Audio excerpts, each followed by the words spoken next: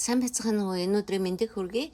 За өнөөдрийн видеоны мэдээллийг 2026 оны 2 сарын 1-нд Харвардын эрүүл мэндийн хэвлэлд нийтлэгдсэн анагаахын доктор Роберт Шмерлингийн хянан томилсон мэдээлэлд үндэслэн бэлтгэн гаргаж байна.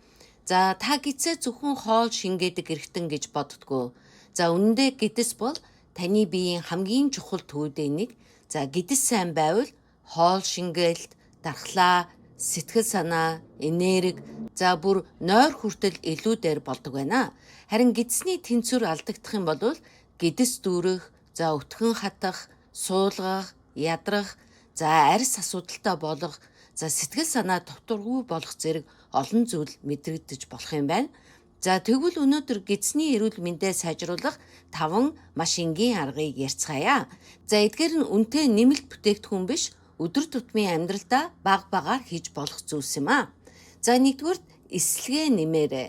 За гидсэнд олон төрлийн сайн бактери амьдардаг.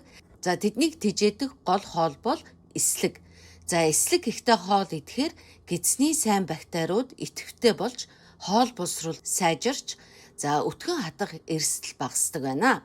За эслэгийг хаанаас авах вэ?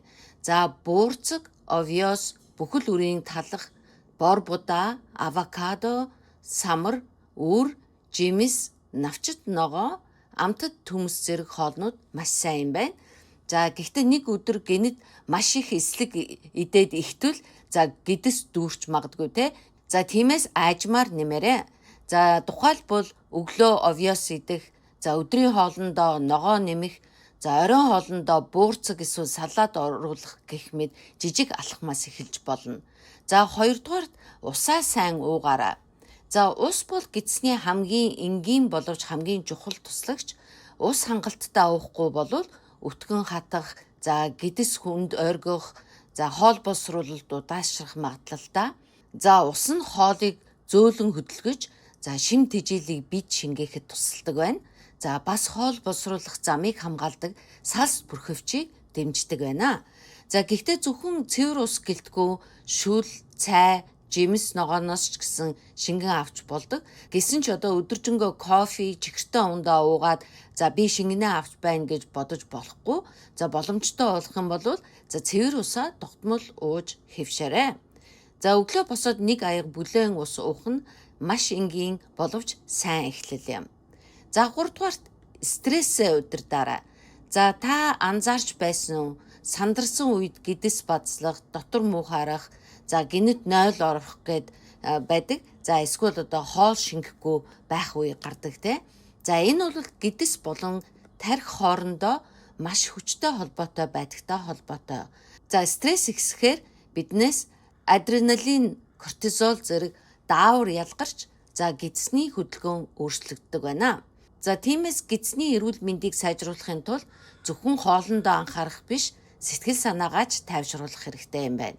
За өдөрт 5 минут гүн амьсгалах, алхах, бясалгах, за уцаа төр унтраах, за тайван хөгжим сонсох, за эсвэл унтахын өмнө одоо санаа зовж байгаа зүйлсээ бичих зэрэг жижиг дадлууд гидсэнд хүртэл эергээр нөлөөтэй байна.